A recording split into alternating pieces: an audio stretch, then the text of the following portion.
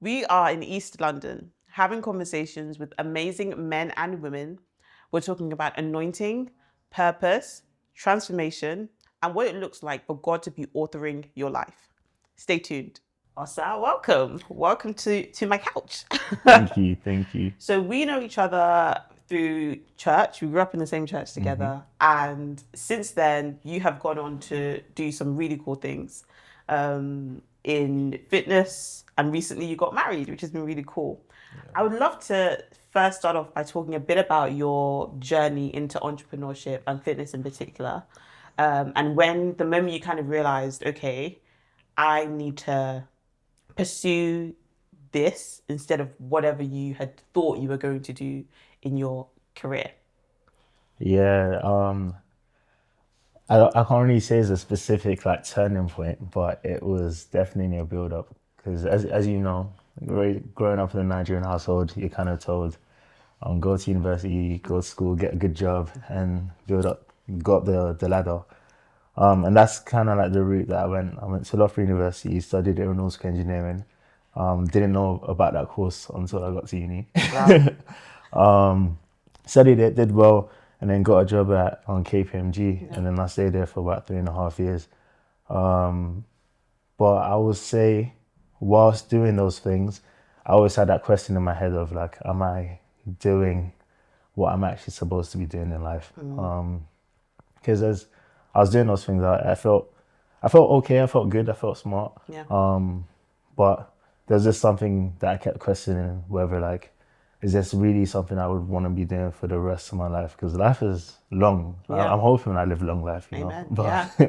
you know, I just had a question of like, should I be really doing this for the rest of my life? And whilst like working, whilst being in university, I was always like doing different things. So specifically at work, I got into like really big into like fitness and working out, and I decided I was going to do a bodybuilding competition. And that was like a long prep. Whilst doing it, work became my second priority. Yeah. Whilst fitness and preparing for a competition became my top priority. And then I competed in like 2 shows, two in the UK. Got first place in both of them, and I flew out to the US. Wow. And I competed with like a few natural bodybuilding athletes, and I came like sixth out of them. And then that was kind of a confirmation to me that I really love fitness. Not so much bodybuilding, but I love fitness and working on myself because the whole idea of self-development, becoming a better version of yourself, and just constant improvement, that was where I feel like my passion really lies. Yeah. And trying to figure out how to tie that passion into a business, Yeah. that was where the question is. And I kind of thought, oh, my coach does this full time. Like, how's he doing it? So I started asking questions in terms of like coaching, how he's found it. And that's where I kind of like had that turning point of like, I want to make the switch. I want to focus on fitness and move away from tech. Yeah. Because I feel like that's going to be what I'll end up enjoying, like improving myself, but also helping other people improve and focus on that journey of self-development. That is so amazing. And here at the Perfume Project, like we love the concept of anointing and this idea that like God can call you and prepare you to do something great, or even call you into a season where you're just meant to transform and change who you are.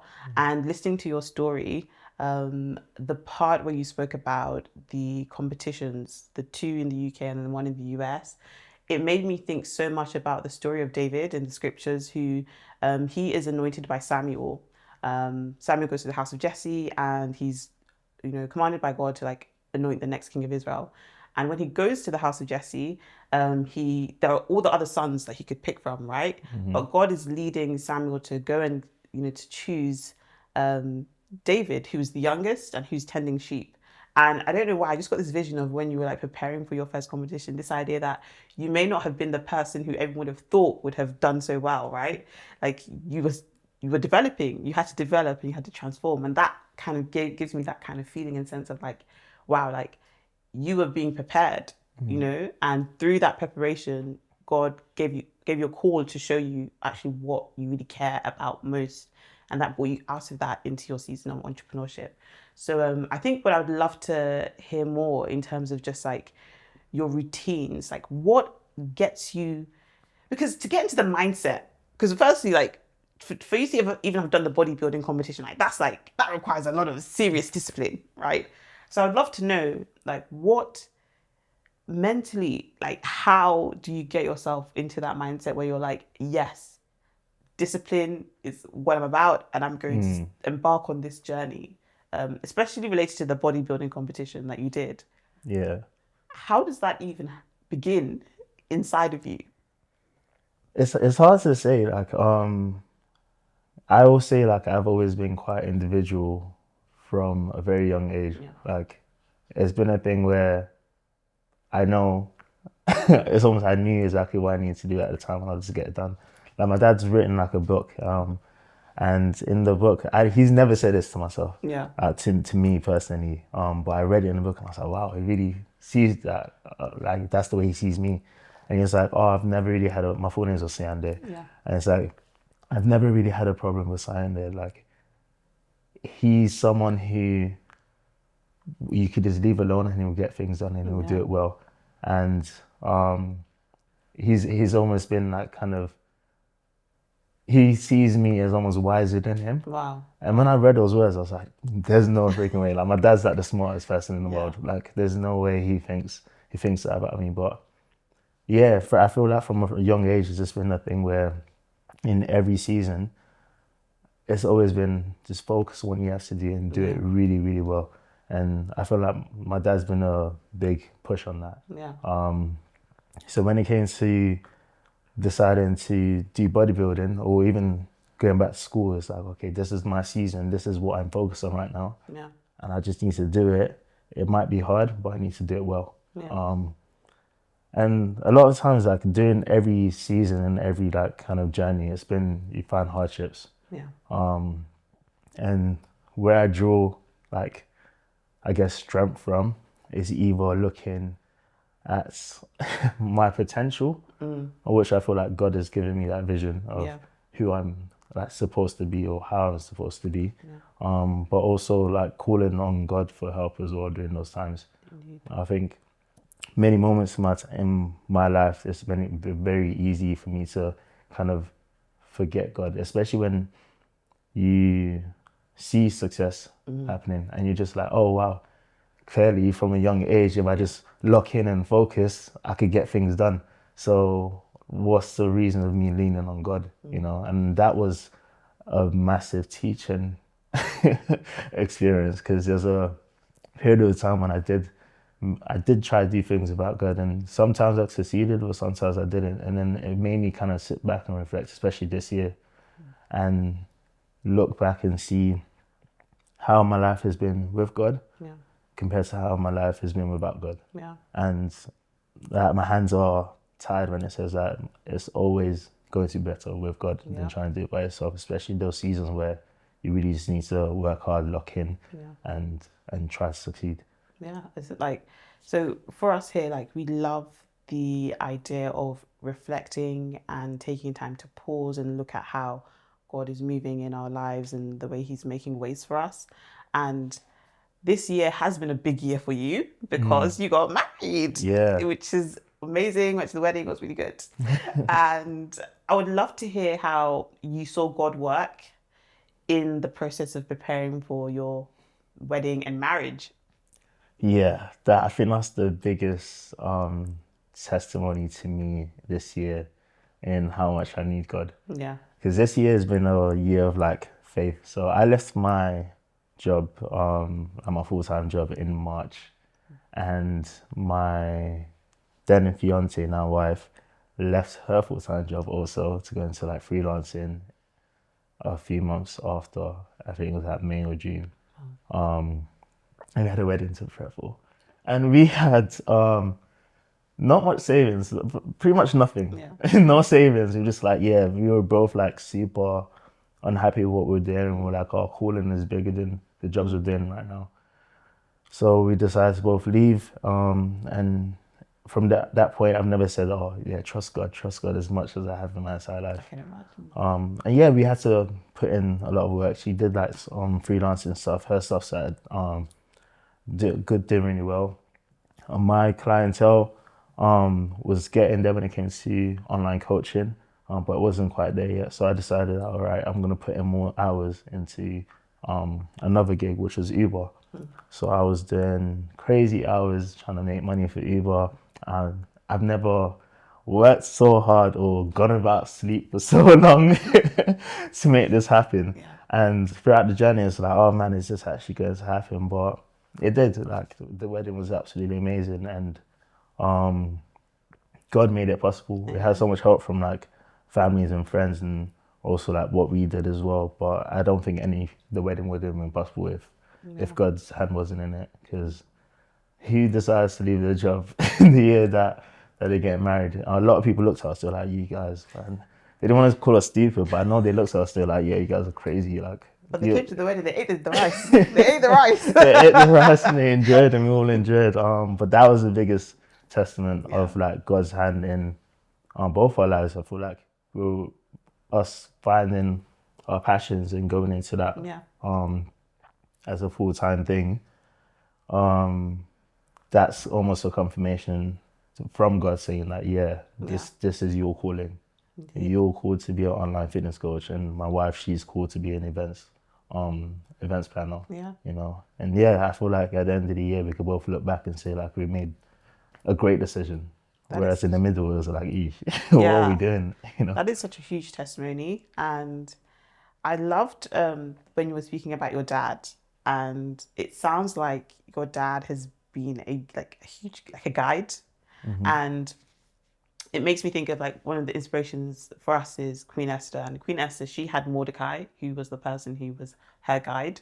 I would love to talk a bit more about the role your dad has played in shaping you as a man, and inspiring your faith, because faith is hard to have when we're navigating through life. So I'd love to talk more about your dad and how he has supported you. yeah. So I think my dad's a great example of like, I guess maybe the immigrant story of like leaving Nigeria, trying to build a life for us here, and establishing himself like here, and also coming to a point where like he feels like, oh yeah, his job is kind of done and he can go back to Nigeria. It's been a very like good journey, like watching him. Yeah. Because I would say my dad's probably like the most strongest people ever, especially how he interacts with people. He's not quick to anger. He's very patient, and he's humble as well. I feel like those were good pillars in terms of like shaping me as a person. Yeah. I'll say, I guess watching my dad and how he's gone about things, far from perfect, but it was the example I needed to then know what's important in life. I know that having faith in God is really important. That's something he put first all the time. Also, his value on family. I think that's the reason why like I had such a focus on wanting to get married and finding the right person and building that family for myself one day. But also being able to take risks. So like imagine moving your whole life to another country you've never been to, you don't really know many people here, and trying to establish yourself. Like if he's able to do that for me and my brother at the time, he had kids at the time and taking such a huge risk. Me with someone who's kind of just starting that family, I should be willing and able to take that risk as well and put my faith in God as much as he did. So I'll say he's definitely been a massive pillar in shaping the person I am now. This is such a great just a great example of the power of example. And yeah, thank you so much for sharing that. I really appreciate it. One of the reasons why I invited you here also honestly is because I love the ways in which you embody masculinity. I think it's so healthy. And I think you're such a great example. And I would love for you to share, like, even if it's just one piece of advice for men who want the things that you have right now. You have, you're married, you're starting a family, you found yourself in terms of what you want in career. What advice would you give to a man, especially who's like right now wants these things, but is struggling to either figure it out, or maybe they've hit a low point where they feel like nothing they've been doing is working?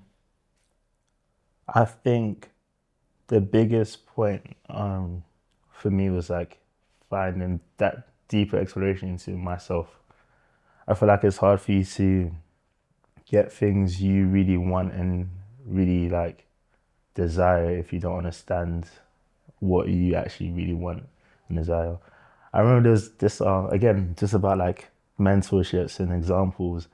I remember being in like a youth class one day, and then the person asked us as young men. I was probably like 15 at that time, and he said, "It's funny how this stuck to me," but he said, "Okay, cool, guys. I want you to think of your future wife, think of the future relationship and future family you want. How do you write a list of every quality that you want your wife to have?" So obviously, you guys are like, "Oh, good cook, good looking, looks after herself, nice hygiene." All those like great things, and then the question you ask is that in that list that you created now, do you like have those attributes? Do you have those characteristics? Do you have do you clean after yourself? Can you cook? You know, so it's almost a thing where we expect and desire something from other people, especially like when it comes to relationships, but deep down ourselves, we aren't actually that ready for for that blessing that we're looking for. So whether it's that great job, are you actually ready when that job comes? When it's that the big house you want, are you ready? It's all about preparation. All about preparation. Whether it's bodybuilding, whether it's school, whether it's exams, like it's all about preparation and preparing for when that big blessing does come. So taking time just to look at yourself and look at the things that you have and the things that you might lack, and working on building those things so when those blessings do come, you can handle them. Yeah. I'm getting shivers because everything you've said just right now is just so powerful, and I really pray that what you shared blesses somebody. I hope so too. So we're going to talk a little bit now about what your week and some of your days look like, and we're going to talk about this all in relation to the themes that we find in the Garden of Eden. And we're going to begin by talking about what brings you delight. And the Garden of Eden in the original Hebrew actually can also be translated into the Garden of Delight. So we're going to talk a bit about what gives you that sense of like light. I would like to describe delight as like a sense of light, joy. Like it's not necessarily the deepest form of like joy, but this feeling of like that sparks wonder, that sparks this feeling of like just I want that youthful childlike joy in you, right? Anything come to mind, or moments that come to mind that brings this out of you? Currently, the first thing that pops into my head is my wife. Oh, this guy, good man, good man. I love that. I feel like life is very busy. So when it comes to like my schedule, we'll start with that first. Post wedding, I decided, okay, I need to actually have a schedule that's going to be beneficial.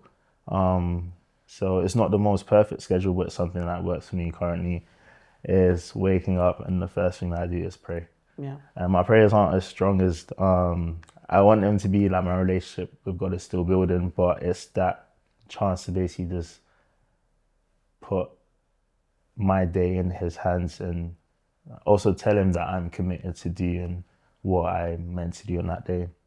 And then going to do like a 10-minute Bible study. Yeah. So literally just set a timer and read, because my focus when it comes to the Bible it's been quite hard over the years. So I think what I've seen when it comes to studying is setting a timer and kind of just going at it and feasting on God's word, and also ending that with a prayer.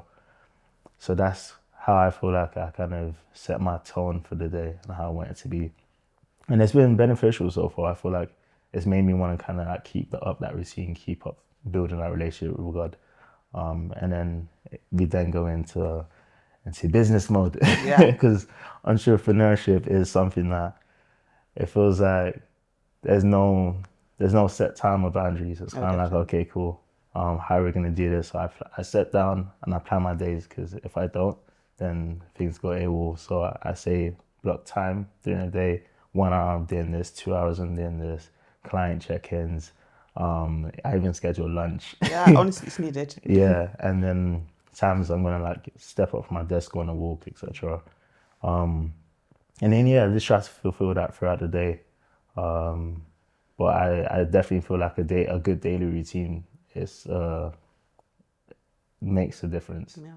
Yeah. As part of that, the next uh, inspiration is like from Eve, and this idea of Eve being like the source of life, which is what Eve means in the original Hebrew.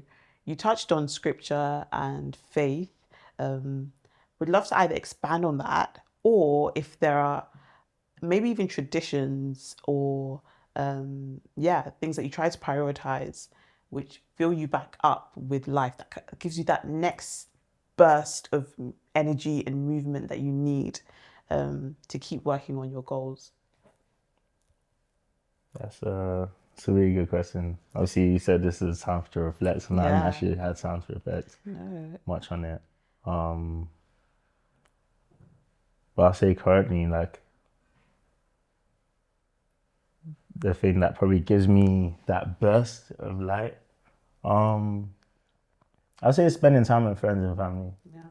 Yeah, because it's a good reminder of like um, the blessings that I do have. I feel like going through a period of just hustle, a lot of the activities and stuff, I was just like, oh man, like I saw that such a burden, because I was in that grind mode. And I was like, oh, I need to do something. I'm busy, but usually just taking that time off to basically like appreciate the people around me, and kind of like um, even the people that like showed up for the wedding as well.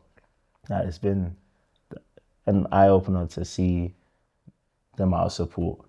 So kind of spending time with people and giving that time back, and just taking it all in. I think that's been something that I really cherish now. So when it's something pops up, I'm like, instead of me shying away, I'm just like, yeah, heck yeah.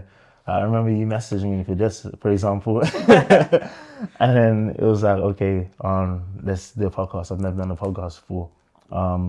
Let's talk on our relationship with God. I was like, oh man, my relationship with God isn't good enough, you know. I had so many excuses of certain things, but I'm like, no, like this is something that's popped up that I know it's going to be a blessing. And Amen. even like sitting down and talking to you and having that time to reflect, which I haven't for the rest of for the year, I've seen this as such a massive blessing, and this is almost another light as well. So Yeah. when I tell you spending time with people Yeah.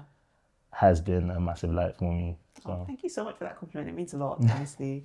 And finally, we're going to talk about Adam and the idea of grounding. Adam in the original Hebrew means soil. Like even red earth is one way that people describe the meaning of Adam.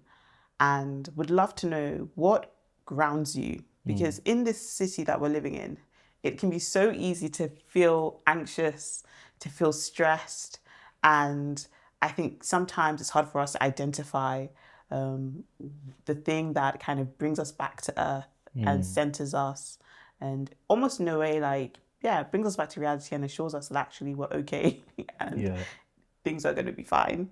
Um, you've touched on some amazing examples in terms of delight and also like what gives you life. Would love to hear about grounding and yeah, what that looks like for you. yeah. For me, I would say it's so weird, but I find the younger me so inspirational. Wow.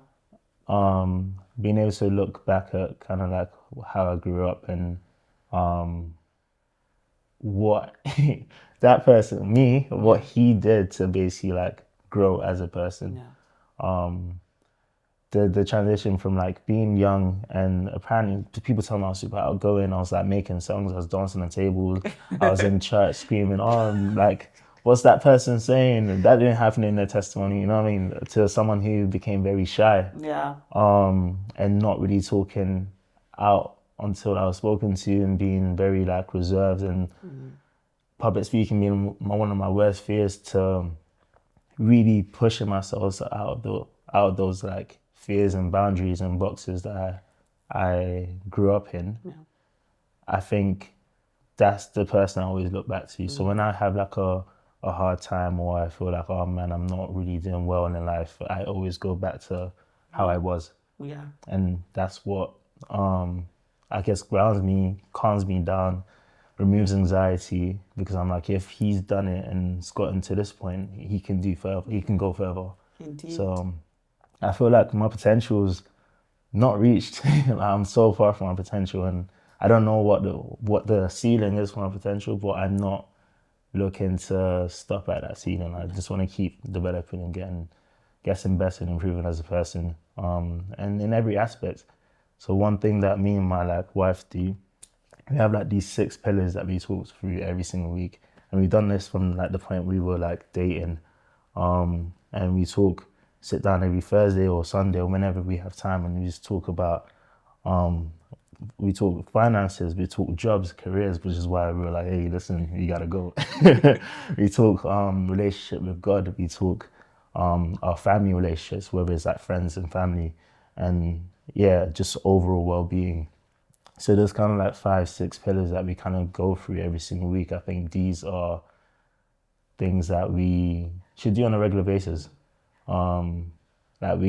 Self-reflection is a massive thing. And yeah, I think it's all about knowing that as people we are developing. It might seem like we've taken steps back, but if you look further 5, 10 years ago, you're not the same person, and you're wiser, you're stronger, you're more creative. And it's just, yeah, I guess using that as inspiration. That's what I do. You know, I can definitely testify to your growth, having known you for such a long time, and I'm so proud of you and how far you've come, and definitely like you've not reached the ceiling, and Yeah, I cannot wait to see. Oh, thank you so much. So on to, you know, in my opinion, the best part is the perfume. Just super quickly, would love to know your favorite one. I feel like I already know this because I think you told me at the first perfume event that we had which one your favorite oil was. But yeah, tell us your favorite oil and why you like it. I think it was between Eden and Eve, you know. Yeah, I remember that. I remember you were like, it might be Eve, and I was like, that's so interesting. Yeah. But because I know a lot of guys they like Adam, but I was like, oh, I don't know. It was Eden and Eve kind of stood out to me. But I don't know. Is that freshness? yeah, Is that yeah? Again, talking about that breath of life. It felt fresh, and I feel like when it comes to fragrances, I've always been kind of drawn into fresh smells, clean. yeah. I feel Nothing like too heavy. nothing too heavy. Yeah. Yeah, And I think it works for men because men are naturally musky. yeah. So if you then add, not in a bad way, like it's just the natural smell. So if you then add too much musk, Yeah. it can be a bit. And I'm not a fan of musk. Yeah. So I'm that's not why. a fan of musk. So yeah, when it comes to like more fresh, sweet smells, that's me. Okay. Yeah. Perfect. Well, thank you so much, Osa, for joining me on this couch. Thanks for having me. It was great talk. Great talk. See ya.